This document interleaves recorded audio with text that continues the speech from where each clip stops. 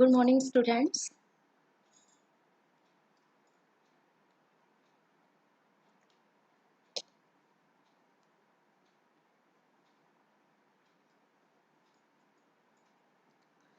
तो ये आप हमारा जो है देख सकते हैं सीटेट का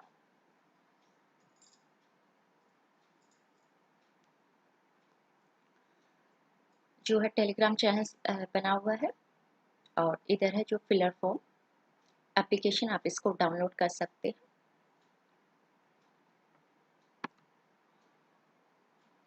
गुड मॉर्निंग लाल जी वर्मा। अच्छा लगा आप रेगुलर स्टूडेंट्स हैं। जो स्टूडेंट्स रेगुलर रहेंगे उनकी जो तैयारी अच्छे से हो जाएगी। तो ये हमारा जो अभी न्यू बैच शुरू हुआ है सीटेट के लिए और एचटेट के लिए। तो इसमें आप सीटेट सोशल साइंस सब्जेक्ट की जो क्लास होगी वो रेगुलर होगी, 9 बजे होगी, और H TET social science subject और एच टेट पीजीटी हिस्ट्री की जो क्लास होगी वो डेली 9 बजे होंगी। और बाकी की जो क्लासेस है आप देख सकते हैं, मैथ की 10 बजे होंगी, इंग्लिश की 1 बजे, सीडीपी की 3 बजे, हिंदी की 10 बजे, और जो सोनाली जो मैम की है ईवीएस की होगी 6 बजे होंगी। तो इस तरीके से हमारी जो है सी टेट और एच टेट का जो बैच है इस प्रकार से क्लासेस रहेंगी। जो न्यू स्टूडेंट्स है वो है टाइम टेबल नोट्स कर सकते हैं। तो जो student C TET social science subject की तैयारी कर रहे हैं उनकी क्लास जो है मंडे टू सैटरडे होती है और 9 बजे होती है। तो हम इसमें आपको जो है पेपर फर्स्ट जो जर्नल पेपर होता है और paper second free class provide कर रहे हैं आपको। इसमें आपको जो है स्टडी मटेरियल भी प्रोवाइड किया जाएगा। अभी हम आपको जो है कंसेप्ट समझा रहे हैं, उसके बाद जो है एमसीक्यू क्वेश्चंस की सीरीज स्टार्ट करेंगे। तो आप जो रेगुलर जो स्टूडेंट रहेंगे तो उसका जो है सिलेक्शन वो 100% होगा। तो आज का जो हमारा टॉपिक है स्टूडेंट्स वो पार्लियामेंट ऑफ इंडिया के ऊपर है कि why do we need parliament, कि हमें पार्लियामेंट की क्यों आवश्यकता होती है।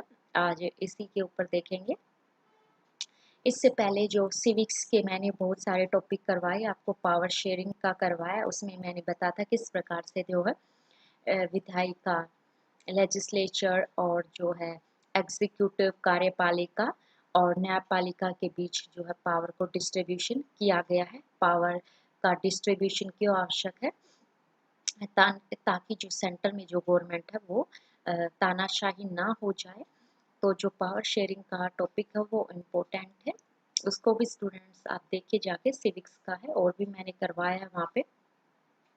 मैंने सिविक्स के ऊपर जो है आपको फेडरलिज्म के बारे में भी बताया है कि किस प्रकार से जो है इंडिया में जो फेडरलिज्म है वो अमेरिका के फेडरलिज्म से किस प्रकार से अलग है, और सेंट्रल गवर्नमेंट को क्या क्या पावर दी गई है, स्टेट गवर्नमेंट के पास क्या क्या पावर है। अगर आप फेडरलिज्म को समझना है तो आप जो है फिलर फॉर्म चैनल पे जाइए और वहाँ प्ले लिस्ट में आप जो है मेरी सभी क्लासेस देख सकते हैं। मैंने सिविक्स के ऊपर फंडामेंटल राइट्स के बारे में भी बताया है, हमें जो अच्छे मौलिक अधिकार मिले हुए हैं संविधान की तरफ से, तो वो भी आप क्लासेस देख सकते हैं। तो हमारे जो सिविक्स सोशल साइंस सब्जेक्ट में जो है सिविक्स भी आती है, जिसको नागरिक शास्त्र यानी पॉलिटिकल साइंस कहते हैं। इससे भी क्वेश्चंस आते हैं। तो हमारे बहुत सारे टॉपिक जो है मैंने अभी रिसेंटली कवर करवाए हैं। तो जो स्टूडेंट्स को फेडरलिज्म के बारे में जानना है और पावर शेयरिंग के बारे में जानना है और फंडामेंटल राइट्स के बारे में जानना है, क्योंकि ये बहुत ही इम्पोर्टेंट टॉपिक्स हैं, आप वहाँ से जाकर देख सकते हैं।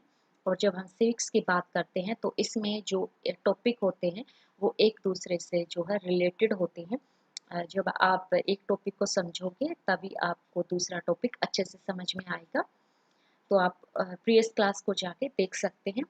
और जिन स्टूडेंट्स को कोई प्रॉब्लम है हमारे जो है सोशल साइंस सब्जेक्ट का टेलीग्राम चैनल ज्वाइन करने में, फिलर फॉर्म एप्लीकेशन डाउनलोड करने में, तो हमारे दिए गए व्हाट्सएप नंबर पर आप जो है कांटेक्ट कर सकते हैं। वहाँ पर आपको जो है ज़्यादा जानकारी दी जाएगी।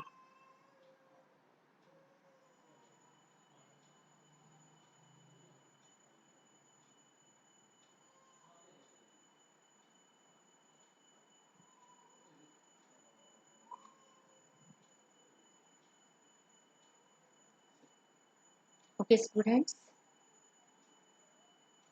Okay, Kishore, good morning, all of you.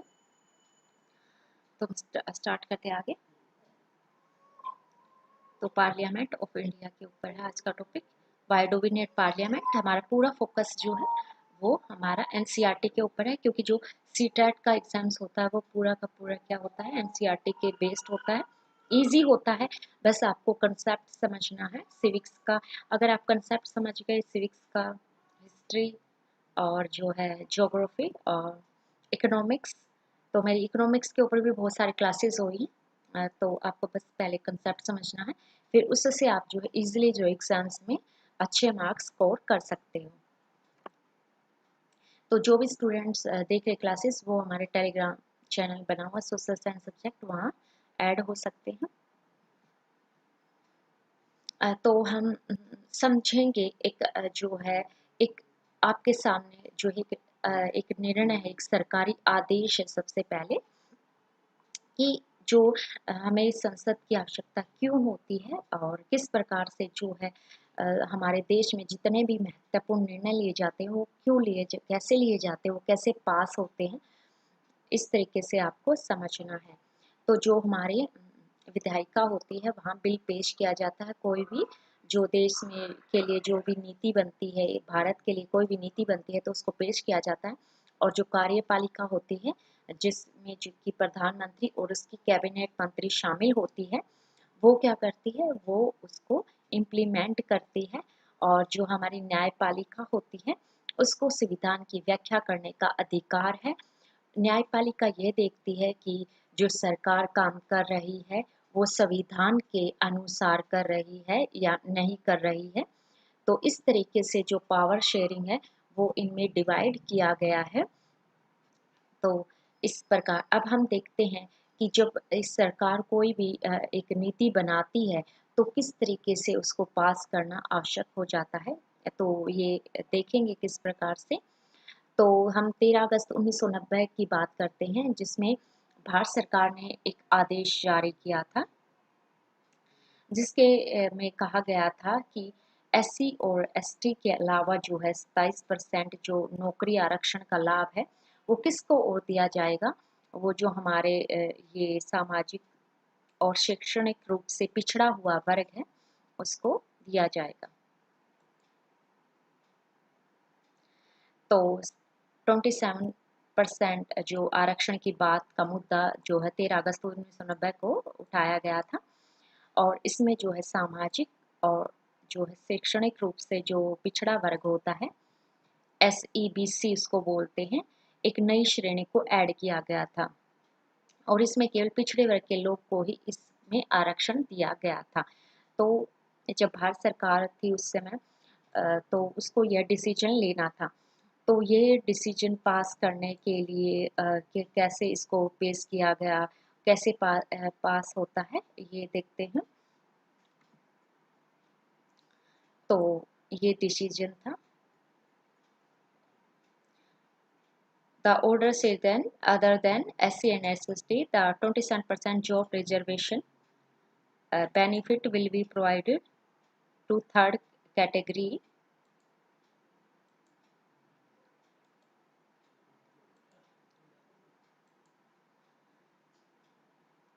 और वो थर्ड कैटेगरी में क्या क्या था, socially and educationally backward classes. तो एक नई जो है कैटेगरी बनाई गई थी, SCBC, और इसकी फुल फॉर्म इम्पोर्टेंट है, आपको समझना है। जो हमारी पॉलिटिकल साइंस में जो टर्म्स हैं उनका मीनिंग समझना आवश्यक है। Socially and educationally backward classes आती है इसमें।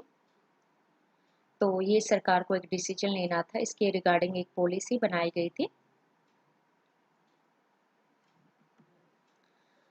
तो इसके लिए क्या किया था, तो इसको निर्णय इसको सबसे पहले जो है संसद में पेश किया गया था। तो जो हाँ, कोई भी निर्णय लेना होता है तो उसको, कोई भी नीति का निर्माण करना होता है तो उसे सबसे पहले जो है संसद में पेश करना होता है। संसद में क्या होता है, उस पर बहस होती है, उसके नेगेटिव और पॉजिटिव पॉइंट पर डिस्कशन होता है कि देश के लिए क्या अच्छा है क्या नहीं है, उस पर निर्णय किया जाता है। तो फिर ही वो पास हो सकता है। लोकसभा में अगर जब प्रधानमंत्री और उसकी कैबिनेट कोई नीति बनाना चाहती है तो उसे जो है लोकसभा में बहुमत प्राप्त होना चाहिए। तो जो है संसद के दो सदन होते हैं, राज्यसभा, लोकसभा। राज्यसभा जो उच्च सदन होता है, लोकसभा निम्न सदन होता है। और जो संसद के में तीन जो है होते हैं, और राष्ट्रपति भी जो है संसद का जो है हिस्सा होता है। राष्ट्रपति जो है संसद का सदस्य नहीं होता है।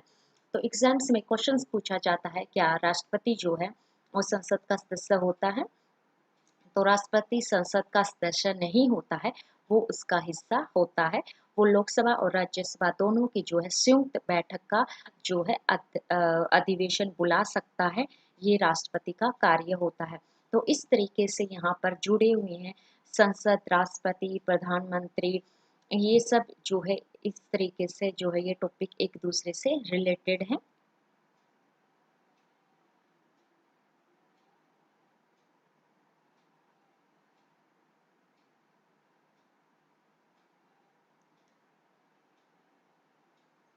ओके, ठीक है। हमारा कंटेंट ठीक है किशोर, आप जो है उड़ीसा से हैं, तो इस बात का भी ध्यान रखा जाएगा कि इंग्लिश में भी हमारा जो है कंटेंट रहे, तो आपको ज़्यादा समझ में आएगा अच्छे से। तो हमारे दोनों मीडियम के स्टूडेंट्स होते हैं, हिंदी मीडियम्स के भी और इंग्लिश मीडियम के, इसलिए हम जो है कंटेंट दोनों में रखते हैं, और इसलिए हम हिंदी में भी इसको एक्सप्लेन करते हैं। तो आगे से जो भी हमारी क्लासेस होगी उसमें दोनों ही कंटेंट शामिल किया जाएगा। तो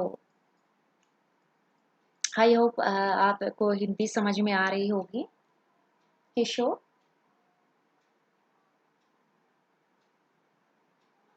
ओके, तो इस तरीके से जो है निर्णय लेने के लिए जो है संसद में पेश किया जाता है बिल को, और फिर उसको जो है जो बिल है वो तभी जो है कानून का रूप लेता है जब लोकसभा में क्या होता है, प्रधानमंत्री के पास जो है लोकसभा में बहुमत होना चाहिए, तब वो पास होता है।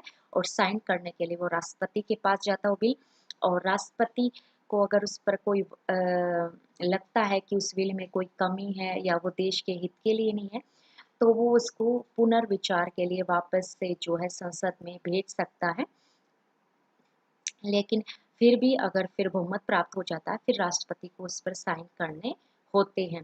तो राष्ट्रपति उसको डिले कर सकता है, वापस पुनर्विचार के लिए जो है संसद में भेज सकता है। लेकिन जब वो संसद में पास हो गया है तो उसके बाद जो है राष्ट्रपति को उस पर साइन करना पड़ता है। तो इस तरीके से जो हमारे भारत देश में जो है कोई नीति बनानी है, तो इस तरीके से संसद का विशेष महत्व होता है। राष्ट्रपति जो होता है, यहाँ पर जो इम्पोर्टेंट पॉइंट्स है जो पूछा जाता है, वो मैं आपको बताती हूँ कि किस तरीके से एग्जाम्स में आता है। कि जो स्टेट ऑफ हेड होता है वो होता है राष्ट्रपति। President is the head of state, is head of the state होता है, ये इम्पोर्टेंट है। ये फॉर्मल अथॉरिटी होती है इसके पास, राष्ट्रपति राज्य का प्रमुख होता है, ये इम्पोर्टेंट है, पूछा गया एग्जाम्स में क्वेश्चन है। और जो प्रधानमंत्री होता है, प्रधानमंत्री, तो prime minister is the head of government, तो प्रधानमंत्री सरकार का मुखिया होता है, और जो है कैबिनेट की बैठकों में अधिकांश निर्णय लेता है। तो प्रधानमंत्री और जो कैबिनेट होती है ये हमारे जो है कार्यपालिका का हिस्सा होते हैं, और ये जो है इम्प्लीमेंट करते, कोई भी पॉलिसी होती है उसको इम्प्लीमेंट करते हैं। कार्यपालिका में प्रधानमंत्री और उसकी कैबिनेट शामिल होती है। संसद में जो है राष्ट्रपति और दो सदन होते हैं। तो इस तरीके से हमारी संसद के ये 3 पार्ट्स होते हैं, संसद, लोकसभा और राज्यसभा होते हैं 3। और जो है राष्ट्रपति संसद का सदस्य नहीं होता है, ये बात आपको याद रखनी है। President is not the member of parliament but he is a part of parliament। और इस तरीके से जो है अगर कोई भी नीति पास होनी, कोई बिल पास होना है, तो वो जो है प्रधानमंत्री को लोकसभा के सदस्यों का बहुमत प्राप्त करना आवश्यक होता है, तभी वो पास हो सकता है। तो ये इम्पोर्टेंट है कि अगर कोई पास होना है बिल को, तो जो है उसके लिए जो है प्रधानमंत्री के पास लोकसभा सदस्यों का बहुमत होना जरूरी है। ये इम्पोर्टेंट पॉइंट है। ये इस तरीके से जो क्वेश्चंस है एग्जाम्स में पूछे जाते हैं, आपको हमेशा याद रखना कि राष्ट्रपति राज्य का प्रमुख हेड होता है और प्रधानमंत्री सरकार का हेड होता है, और जो है इस तरीके से, और जो है राष्ट्रपति पार्लियामेंट का पार्ट नहीं होता है, पार्ट होता है लेकिन संसद का सदस्य नहीं होता है, मेंबर नहीं होता है। और जो प्रधानमंत्री जब कोई बिल पास करवाना होता है तो लोकसभा के सदस्यों का बहुमत होना चाहिए, या राज्यसभा का में बहुमत होना जरूरी नहीं होता है। ये इम्पोर्टेंट आपको याद रखना, क्योंकि एग्जाम्स में इस तरीके से क्वेश्चंस जो है पूछे गए हैं। ओके किशोर, अच्छी बात है कि आप हिंदी समझ लेते हैं, तो क्योंकि आपको अभी कंसेप्ट ही समझना है, आपको अभी हमारा जो फोकस है आपको कंसेप्ट ही समझना है। उसके बाद जो हम एमसीक्यू क्वेश्चंस की सीरीज स्टार्ट करेंगे, उसमें जो है हमारा कंटेंट आपको अच्छे से मिलेगा, दोनों में, हिंदी में भी इंग्लिश में भी। बट अभी आपको कंसेप्ट समझना है, और ये जो पॉइंट्स मैंने इंपॉर्टेंट बताए हैं आप इसको नोट डाउन कर सकते हैं।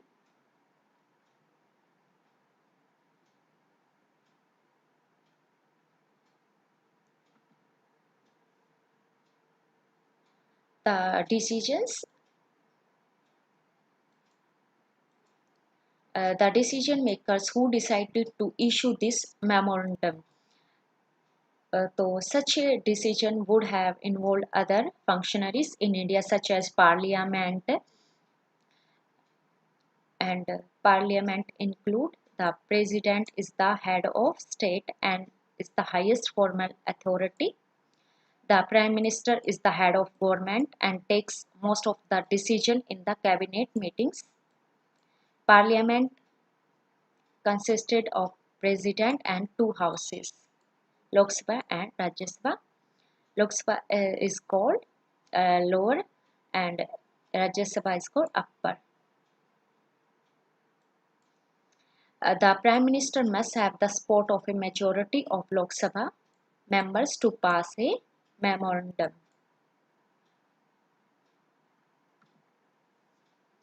तो जो ये बात हो रही थी कि एक जो थर्ड कैटेगरी बनाई थी SCBC, तो उसमें जो है इसको फिर इसमें जो बहस होती है संसद में, तो फिर इसको आखिरी में ये जो मामला जो है सुप्रीम कोर्ट के पास जाता है। तो इस मामले को जो है क्या नाम दिया गया था एग्जाम्स में, ये भी पूछा जाता है। तो इस मामले को जो नाम दिया गया था एग्जाम्स में कई बार पूछ लिए जाते हैं कि जब ये थर्ड कैटेगरी बनाई गई थी तो इस मामले को जो है इंदिरा साहनी और अन्य बनाम भारत संघ मामले के रूप में जाना जाता है। ये इस जो केस का नाम है ये इम्पोर्टेंट है यहाँ पर। जब जो SCBC जो एक थर्ड कैटेगरी बनाई गई थी, जो कि सामाजिक और क्या था, शैक्षणिक रूप से पिछड़े हुए थे, उनको आरक्षण दिया गया था 27%। तो तब जो है इसका जो है नाम याद रखना जरूरी है। मैंने आपको बताया था न्यायपालिका ही जो है ये देखती है कि सरकार जो भी नीति बना रही है, कोई बिल अगर पास कर रही है तो वो जो है संविधान के अनुसार है या नहीं है।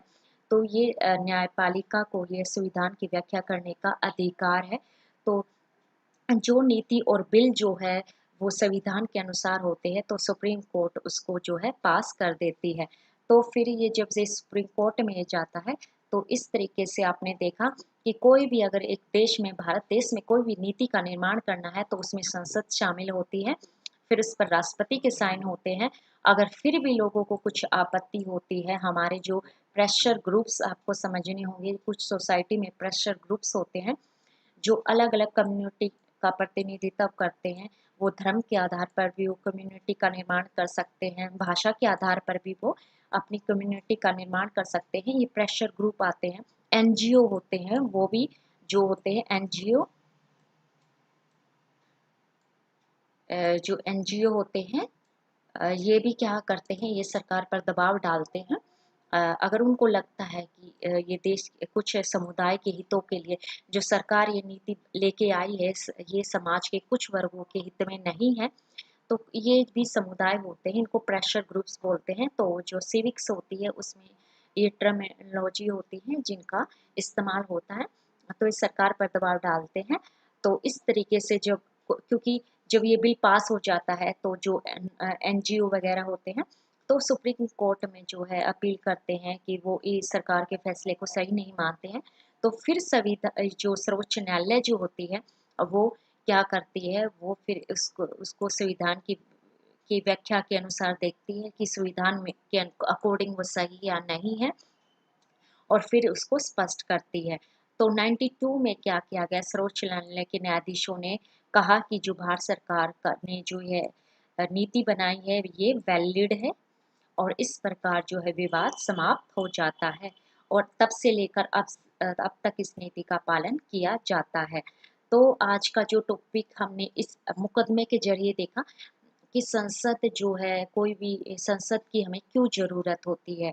कोई भी निर्णय अगर लेना है देश के हित के लिए, कोई भी नीति लेके आनी है, तो उसको संसद में बहस किया जाता है, उस पर राज्यसभा में, लोकसभा में बहस होती है, और तभी वो है जो पास होता है लोकसभा में, तभी जाकर वो है बिल जो है लागू हो सकता है, बिल जो है कानून का रूप लेता है, और तभी उसको लागू किया जाता है। तो इसलिए हमें जो है संसद की आवश्यकता होती है, और इस तरीके से देखते हैं कि जो संसद होती है वो इस प्रकार से कार्य करती है। आगे हम देखेंगे कि ब्रिटेन की संसद, हमने जो संसदीय प्रणाली अपनाई है ये ब्रिटेन से ली है, क्योंकि जब भारत पर अंग्रेजों का शासन था तो उस समय क्या था, जो है अंग्रेजों में जो है संसदीय प्रणाली प्रचलित थी।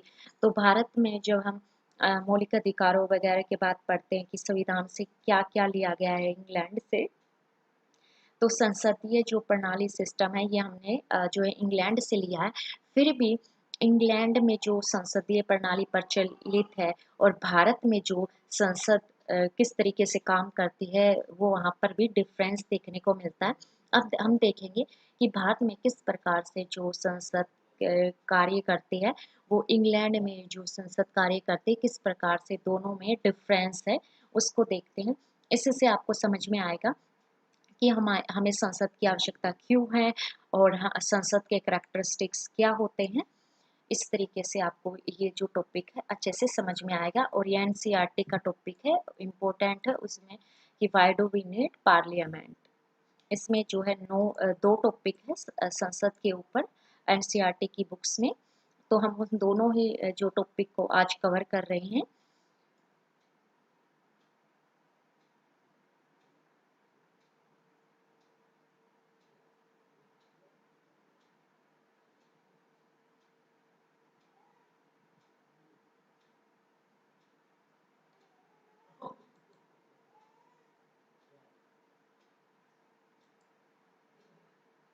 ओके,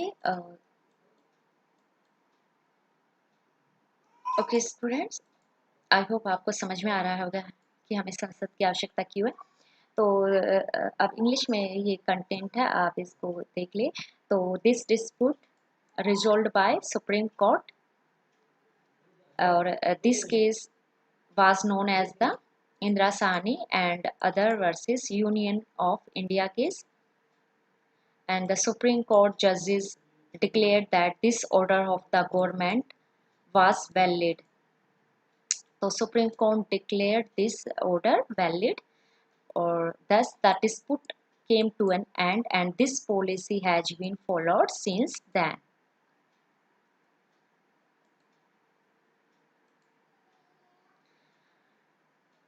तो हमें संसद की आवश्यकता क्यों है, और इसमें क्या होता है, जो हमारे निर्वाचित प्रतिनिधियों की एक जो सभा को ही क्या कहा जाता है, संसद। संसद किसे कहा जाता है, जो हम चुनते हैं जिन लोगों को, वही जो है संसद में जाते हैं, और जो लोगों की ओर से सर्वोच्च राजनीतिक अधिकारों का इस्तेमाल करते हैं। राज्य स्तर पर इसे विधायिका कहते हैं, विधानसभा कहते हैं।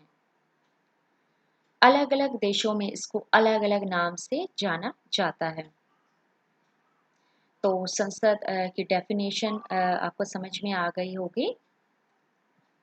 तो parliament includes representatives of peoples.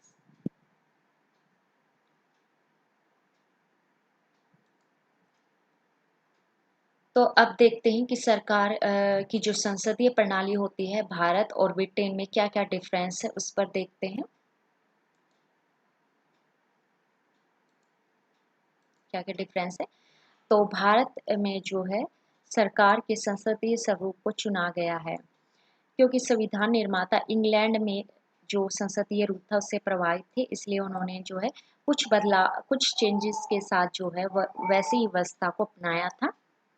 क्योंकि जो संस्थापक थे उन्होंने देखा था कि जो संसदीय मॉडल ही जो है हमारे जो भारत में विविधता देखने को मिलती है, डाइवर्सिटी देखने को मिलती है, अलग अलग समूह के लोग रहते हैं, अलग अलग भाषा बोलने वाले समूह रहते हैं, उनको विविध समूह कहते हैं। तो इस प्रकार से उन सभी को एक साथ लेकर उनका विकास करने के लिए हमें जो है हमने ये संसदीय मॉडल इस प्रकार का अपनाया हुआ है। और जो है राष्ट्रपति, साथ ही राष्ट्रपति प्रणाली में शक्तियों का सख्त पृथक्करण होता है, कार्यपालिका और विधायक के बीच संघर्ष का कारण बनेगा। तो जो इंग्लैंड में है उसमें जो राष्ट्रपति के पास ज़्यादा शक्ति होती है वो हम देखेंगे नेक्स्ट स्लाइड में।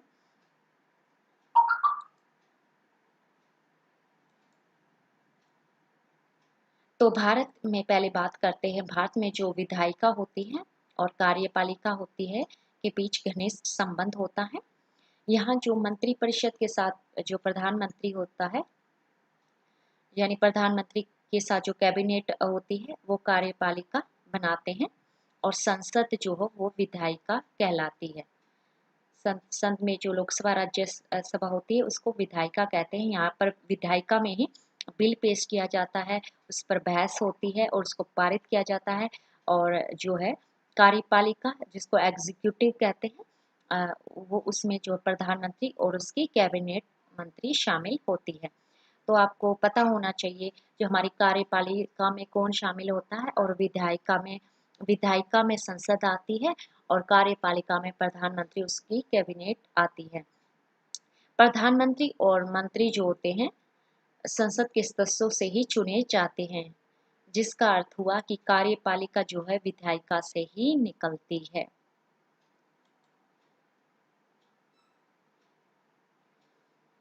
तो भारत में जो फेडरलिज्म अपनाया गया है उसमें जो पावर को जो शेयर किया गया है वो एग्जीक्यूटिव, लेजिस्लेचर और जो है न्यायपालिका होती है जुडिशरी जिसको बोलते हैं, इन तीनों के बीच जो शक्ति का विभाजन किया गया है। विधायिका जो होती है ये इसमें जो है बिल पेश किया जाता है, बहस होती है विधायिका में, लोकसभा के बहुमत, अगर लोकसभा में किसी बिल को बहुमत है तो पास हो जाता है और फिर उस पर राष्ट्रपति के साइन हो जाते हैं। फिर उसको कार्यपालिका जिसमें कि प्रधानमंत्री और मंत्रिपरिषद शामिल होते हैं उसको इम्प्लीमेंट कर देते हैं।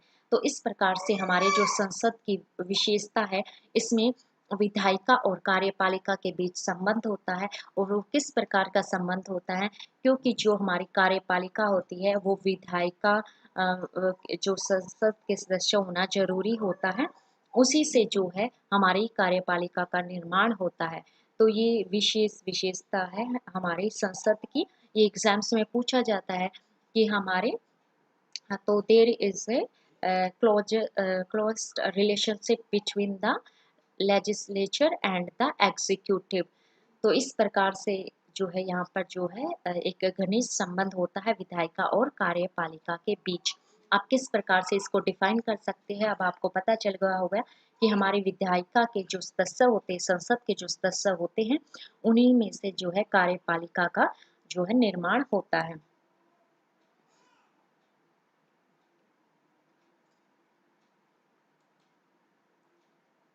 और जो सेकंड करैक्टरिस्टिक है विधायिका के प्रति उत्तरदायी कार्यपालिका। जो कार्यपालिका होती है वो विधायिका के प्रति किस प्रकार से, जब संसद के आप सत्र देखोगे उसमें किस प्रकार से बहस चलती है। कार्यपालिका में प्रधानमंत्री, एग्जीक्यूटिव कार्यपालिका को बोलते हैं, जिसमें की बहस होती है। जो प्रधानमंत्री कोई बिल लेके आता है तो उसको संसद में जब उसकी जो नेगेटिव इफेक्ट सोसाइटी पर पड़ते हैं, तो उसमें बहस होती है। तो उसमें जो प्रधानमंत्री और उसको कैबिनेट मंत्री को जवाब देना पड़ता है। तो इस तरीके से जो है संसद को जवाब देना पड़ता है कार्यपालिका को। इसलिए इस तरीके से हम कह सकते हैं कि जो हमारी कार्यपालिका है वो विधायिका को जवाब देने के लिए उत्तरदायी है। क्योंकि आप जब देखोगे कि जब बजट पास होता है तो किस प्रकार से जो वित्त मंत्री होती है वो जो है विधायिका को में जो बैठे होते लोग होते हैं संसद में, वो जब जो वित्त मंत्री से क्वेश्चंस पूछते हैं तो वो उनका जवाब देना जरूरी होता है। तो इस प्रकार से हम कह सकते हैं कि कार्यपालिका हमारी जो है वो विधायिका के प्रति जो है उत्तरदायी होती है। और एक सामूहिक जिम्मेदारी होती है, यानी प्रत्येक मंत्री की जिम्मेदारी पूरी परिषद की जिम्मेदारी होती है। तो हमारे जो कैबिनेट मंत्री होते हैं जिसमें विदेश मंत्री, वित्त मंत्री शामिल होते हैं, ये सभी जो भी डिसीजन लेते हैं ये विधायिका के प्रति जो है विधायिका को जवाब देने के लिए उत्तरदायी है कि वो सही कर रहे हैं या गलत कर रहे हैं। और जब किसी मुद्दे पर बहस की जाती है तो अगर उसके नेगेटिव जो परिणाम ज़्यादा होते हैं तो उसको फिर सरकार पर दबाव डाला जाता है उसको चेंज करने के लिए। विपक्ष, विधायिका में विपक्ष भी तो होता है, जो सरकार कोई भी कार्य करती है उसकी आलोचना संसद में ही तो वो करता है, संसद में बैठ के। दोहरी कार्यकारी होती है, वास्तविक और नाम मात्र की। नाम मात्र की जो कार्यपालिका हमारे देश में क्या है, स्टेट का जो हेड ऑफ स्टेट होता है वो राष्ट्रपति होता है। और जबकि जो वास्तविक कार्यकारी है उसका जो प्रधानमंत्री सरकार का मुखिया होता है।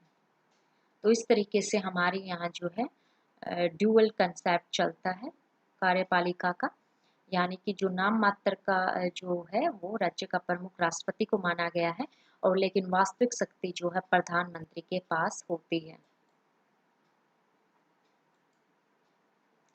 प्रक्रिया की गोपनीयता, ये मैं जो आपको बता रही हूँ ये संसद की जो है विशेषताएं हैं कि किस प्रकार से जो हमारी संसद काम करती है और ब्रिटेन की संसद से अलग है। सरकार के इस रूप की एक शर्त यह है कि कैबिनेट की कार्रवाई गुप्त होती है। कभी भी आपने देखा न्यूज़ में, कभी भी प्रधानमंत्री और जो कैबिनेट जो भी फैसले लेते हैं या उनकी मीटिंग होती है उसको कभी भी मीडिया में जो है नहीं दिखाया जाता है। संसद में जो बहस होती है उसको तो दिखाया जाता है, मीडिया में न्यूज़ चैनल्स जो है दिखाते हैं संसद में जो भी बहस चल रही होती है। लेकिन जो हमारी संसद की एक विशेषता है कि इसमें जो कार्यपालिका की मीटिंग्स होती है, जो डिसीजन लिए जाते हैं वो गुप्त होते हैं, वो जनता के सामने प्रकट नहीं किए जाते हैं। तो ये हमारी जो है पार्लियामेंट की एक जो है महत्वपूर्ण कैरेक्टरिस्टिक्स होता है। तो आपको इस तरीके से कंसेप्ट को समझना है, क्योंकि एग्जाम्स में जो है कंसेप्ट बेस्ड क्वेश्चंस आते हैं और बहुत डीपली उनसे पूछा जाएगा, तो आप इजीली उनको क्लियर कर पाओगे एग्जाम्स को। तो इस प्रकार से यहाँ पर जो भी फैसले कैबिनेट लेती है जिसमें विदेश मंत्री, वित्त मंत्री शामिल होते हैं, जो भी उनका डिसीजन होगा, जो भी मीटिंग बुलाई जाएगी वो कभी भी आप देखोगे न्यूज़ चैनल्स में आपको देखने को नहीं मिलेगी। वो उनके जो डिसीजन लिए जाते हैं वो जो है गुप्त रखे जाते हैं।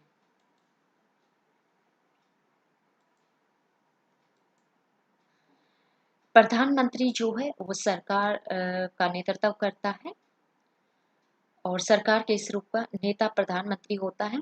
आमतौर पर निचले स्तर में बहुमत हासिल करने वाली पार्टी के नेता को ही जो है पीएम बनाया जाता है। तो आपको ये इम्पोर्टेंट पॉइंट्स हैं कि जो है पीएम बनाने के लिए उसको जो है निचले सदन में, निचले सदन में जो है, और निचला सदन हमारा है लोकसभा, तो जो लोकसभा हमारा निचला सदन में बहुमत होना चाहिए। तो किसी भी बिल को जो है कानून बनने के लिए भी बहुमत जो है निचले सदन, यानी हम निचला सदन हम बोलते हैं लोकसभा को। तो ये इम्पोर्टेंट टर्म्स हैं स्टूडेंट्स, आपको याद करनी है, याद रखनी है, क्योंकि हम जब भी जो है नागरिक शास्त्र सिविक्स के बारे में पढ़ेंगे तो उसमें जो है कभी लोकसभा लिखा हुआ मिलेगा और कभी आपको जो है ऊपरी सदन लिखा हुआ मिलेगा। तो आपको पता होना चाहिए जो हमारा निचली सदन है वो लोकसभा है और ऊपरी सदन राज्यसभा है। तो अ, वही जो है संसद का सदस्य जो है प्रधानमंत्री बन सकता है जिसको कि लोकसभा में बहुमत होता है।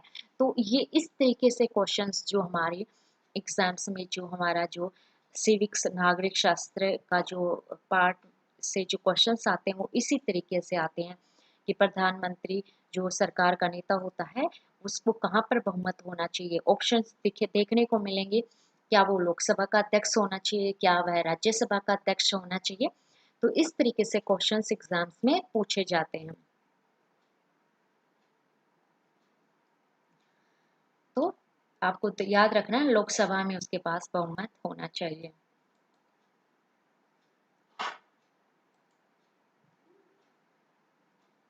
भारत की जो संसदीय प्रणाली है वो ब्रिटिश मॉडल से प्रभावित है, क्योंकि जब हम अपने देश का संविधान बना रहे थे तब हमने कुछ विशेषताएं जो है संविधान की अलग अलग देशों से ग्रहण की हुई है। भारतीय और ब्रिटिश प्रणालियों के बीच कुछ अंतर भी है, वे इस प्रकार से हैं। भारत में जो है पीएम जो होता है प्रधानमंत्री राज्यसभा या लोकसभा से हो सकता है। ब्रिटेन में जो प्रधानमंत्री होता है वो हमेशा निचले सदन हाउस ऑफ कॉमन से ही होंगे, लोकसभा से ही उसको बहुमत प्राप्त होना चाहिए।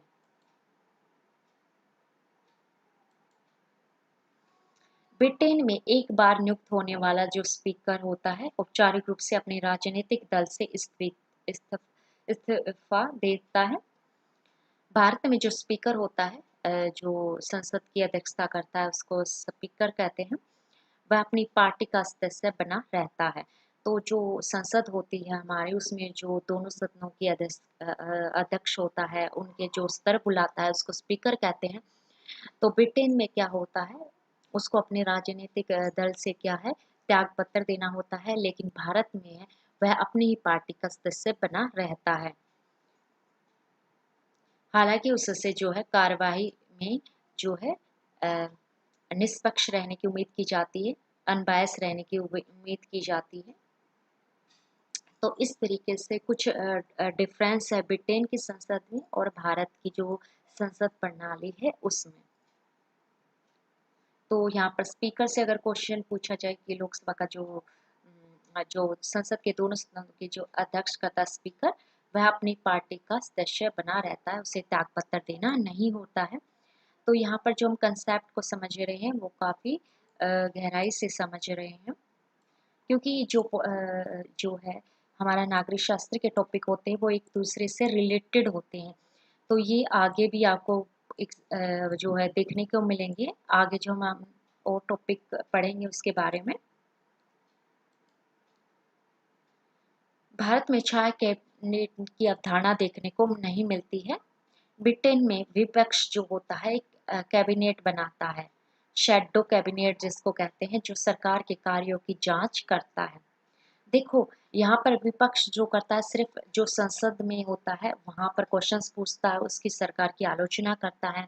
सोशल मीडिया के जरिए जो है विपक्ष जो होता है वो आलोचना करता है। लेकिन ब्रिटेन में क्या होता है वहां पर एक शैडो कैबिनेट होता है, मतलब अलग से एक विपक्ष का भी एक कैबिनेट बनाया जाता है।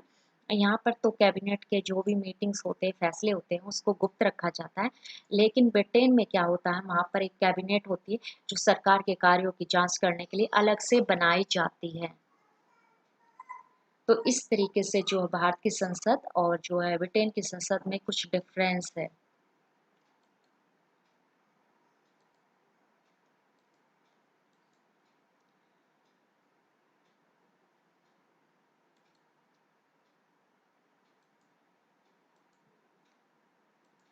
तो why do we need parliament?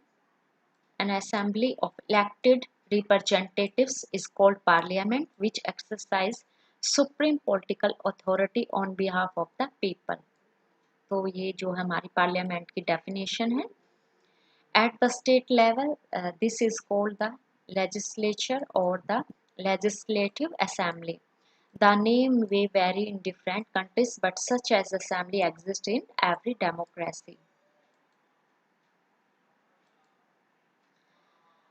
और संसद जो होती है वो किसी भी देश में कानून बनाने का अंतिम अधिकार संसद के ही पास होता है। मैंने बताया ना, संसद लोकसभा जो होती है संसद का ही एक सदन होती है। अगर लोकसभा में बहुमत नहीं है तो वह कानून नहीं बन सकता। तो आपको ये जो हमारे जो संसद है उसका काम करने का तरीका आपको समझ में आ गया होगा, इसलिए हमें जो है संसद की आवश्यकता होती है। सरकार चलाने वाले ही निर्णय ले सकते हैं जब उन्हें संसद का समर्थन होता है। तो कोई भी सरकार, कोई भी नीति पास होनी है तो वो लोकसभा में उसको बहुमत होना चाहिए, यानी संसद का जब तक उसे समर्थन प्राप्त है तब तक ही सरकार जो है कोई भी निर्णय ले सकती है। जो संसद उन सभी धन को नियंत्रित करती है जो सरकार के पास है। तो संसद जो होती है वो कंट्रोल करती है कि सरकार को कहाँ से पैसा आ रहा है और उसका सारा खर्च कहाँ। जब संसद के जब स्तर बुलाए जाते हैं तो उसमें सरकार से जो है जवाब देना होता है विधायिका को कि किस प्रकार से उसने धन कहाँ पर खर्च किया, कहाँ से कितना कलेक्ट किया था और कहाँ कहाँ पर उसने जो है धन को खर्च किया है। इस प्रकार से जो संसद होती है वो सरकार के निर्णयों पर, सरकार के फैसलों पर और सरकार कहाँ कहाँ पर धन खर्च करती है उस पर जो है कंट्रोल रखती है। इसलिए हमें जो है संसद की आवश्यकता होती है। संसद में के सार्वजनिक मुद्दों और राष्ट्रीय नीति पर बहस होती है। तो संसद में ही जो है यहाँ पर राष्ट्रीय नीति पर बहस होती है और उसको वहीं से जो है पास होना जरूरी होता है।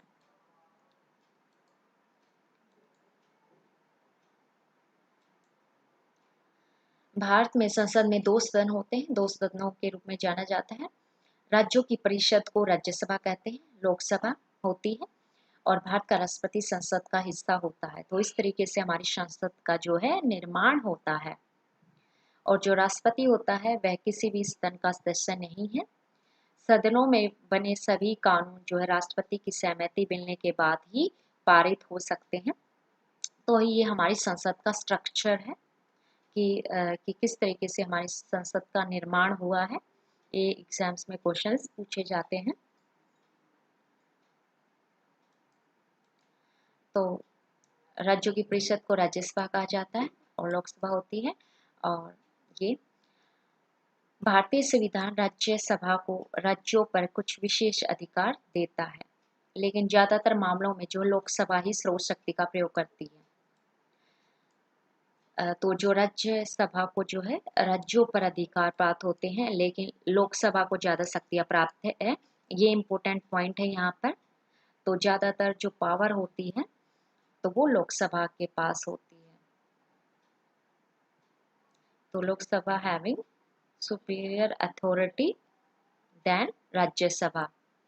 तो लोकसभा स्रोत शक्ति का प्रयोग करती है क्योंकि प्रधानमंत्री को भी बहुमत होना चाहिए लोकसभा में। दूसरा, किसी भी बिल को पारित होना तब भी बहुमत लोकसभा में ही होना चाहिए।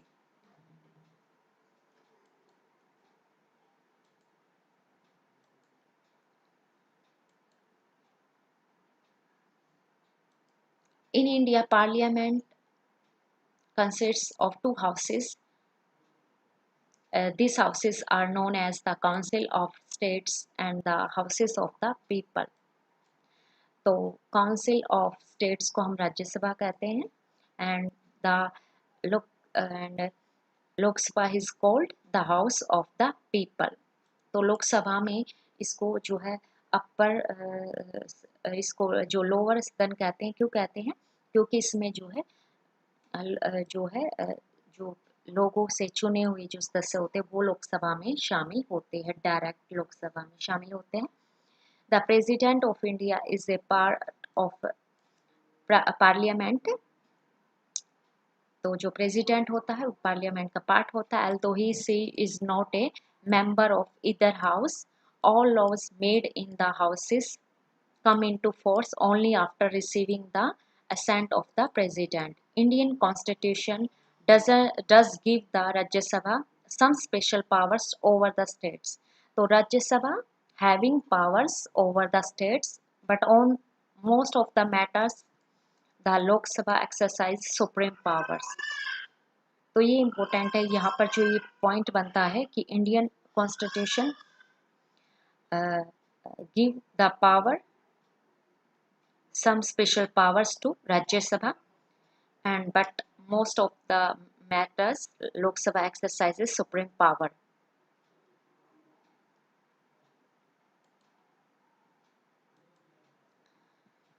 देखेंगे किस प्रकार से जो है कानून किसके पास ज़्यादा पावर है उसको समझने के लिए यहाँ पर समझेंगे उसको कि किस प्रकार से लोकसभा के पास ज़्यादा पावर है राज्यसभा की तुलना में। राज्यसभा को जो है राज्यों के ऊपर कुछ पावर दी गई है, लेकिन जिसमें महत्वपूर्ण निर्णय लेने होते हैं तो उस मामले में जो है लोकसभा को ज़्यादा पावर दी गई है। हमारे जो संविधान है हमारा उसने, तो ये भी इम्पोर्टेंट है, ये पॉइंट भी आप नोट कर लेना।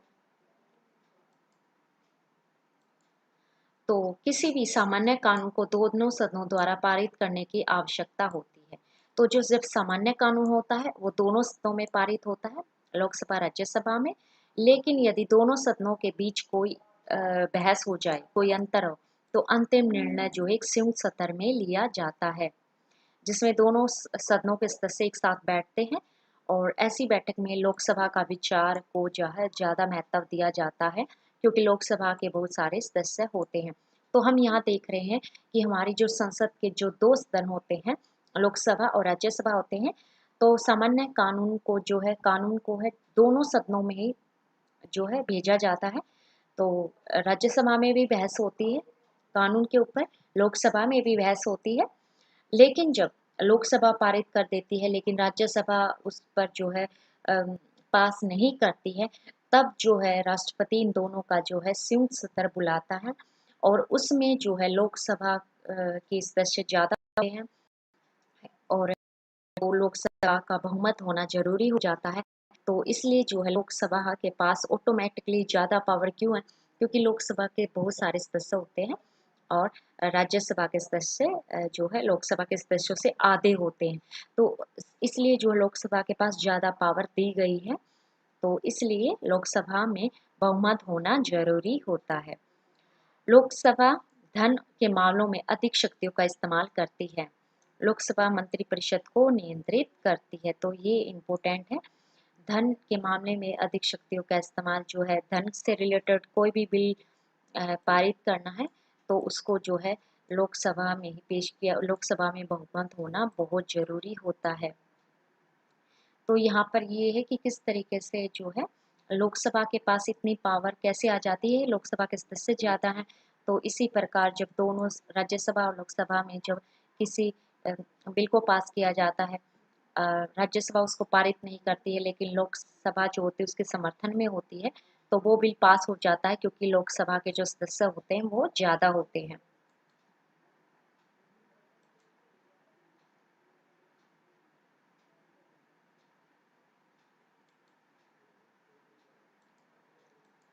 So an ordinary law needs to be passed by both of the houses, but if there is difference between the two houses, यहाँ पे कोई जो है कोई सहमत नहीं होता, then the final decision is taken in a joint session in which members of both houses sit together. तो joint session में क्या होता है, तो members of both of the houses sit together. The view of the Lok Sabha is likely to prevail in such a meeting since there are a lot of many members of the Lok Sabha. Lok Sabha exercise more powers in money matters. Lok Sabha controls the Council of Ministers. तो यहाँ आपको देखा कि किस प्रकार से लोकसभा और राज्यसभा के बीच शक्तियों का जो है विभाजन किया गया है। अगर हम देखें तो यहाँ लोकसभा को ज़्यादा शक्तियाँ, हमारे संविधान ने जो है लोकसभा को ज़्यादा शक्तियाँ दी है। तो यहाँ पर जो हमने समझा वो ये कि लोकसभा के पास ज़्यादा शक्तियाँ हैं, राज्यसभा के पास कम शक्तियाँ हैं। तो इस तरीके से हमारी जो संसद की हमें आवश्यकता है और किस प्रकार से हम जो है बिल को पारित नहीं कर सकते हैं जब तक उसको लोकसभा में बहुमत ना हो। तो अगर आपको जो मेरी प्रीवियस क्लास देखनी है नागरिक शास्त्र के ऊपर, फेडरलिज्म के ऊपर और पावर शेयरिंग के ऊपर, तो आप जो स्क्रीन पर देख रहे हैं यूट्यूब चैनल, यहाँ पर जो सर्च है यहाँ पे आप टाइप कीजिए फिलर फॉर्म चैनल। ये रहा फिलर फॉर्म चैनल।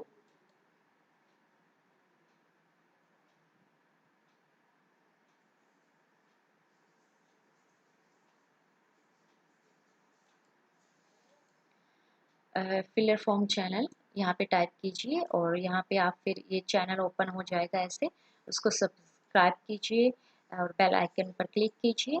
और यहाँ पर आप जब प्ले लिस्ट में जाएंगे तो यहाँ पर आपको जो है मेरी क्लासेस देखने को मिलेंगी। मौलिक अधिकार ही मेरी जो है पहली क्लासेस है, और बाय वर्षा के यहाँ लिखा होगा मौलिक अधिकार क्लासेस बाय वर्षा। तो इस तरीके से आप प्ले लिस्ट में मेरी प्रीवियस क्लासेस देख सकते हैं जितने नागरिक शास्त्र के ऊपर हुए हैं, क्योंकि आपको समझना फेडरलिज्म, पावर शेयरिंग, तभी आप जो है संसद को अच्छे तरीके से समझ पाएंगे। ये सभी टॉपिक एक दूसरे से रिलेटेड होते हैं। तो आगे हम देखेंगे राष्ट्रपति के ऊपर, देखेंगे कि राष्ट्रपति क्या क्या काम करता है, राष्ट्रपति के पास क्या क्या शक्तियाँ होती है, प्रधानमंत्री के पास क्या क्या शक्तियाँ होती हैं, उसको देखेंगे हम नेक्स्ट क्लास में। तो इस तरीके से आपको जो संसद का जो ये टॉपिक है ये बहुत ही बड़ा है, ये संसद ही है जो पूरे जो हमारा जो नागरिक शास्त्र में संसद से ही रिलेटेड जितने भी कार्य हैं वो हमारे सभी संसद से ही रिलेटेड है। संसद में ही जो है किस तरीके से पावर शेयरिंग की गई है, किस तरीके से, तो इसलिए जो है ये इम्पोर्टेंट है संसद का टॉपिक। और आपको मेरी प्रीवियस क्लास देखने है प्ले लिस्ट में जाके आप देख सकते हैं।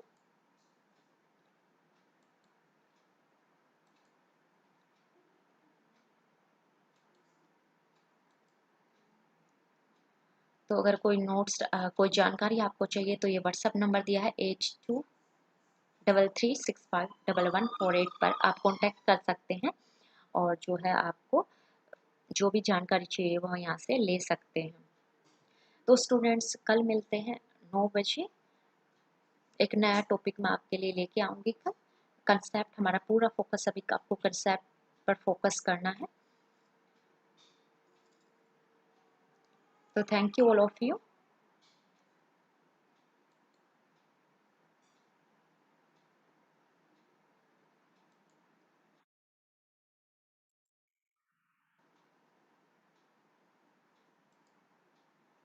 तो स्टूडेंट्स कल मिलते हैं, आपको एक नया कंसेप्ट लेके आऊँगी आपके लिए ताकि आपकी जो तैयारी अच्छे से हो जाए। और एनसीईआरटी में से ही ज़्यादा आता है सीटेट में अगर हम बात करें तो सोशल साइंस सब्जेक्ट्स का। और आप एक बार कंसेप्ट समझ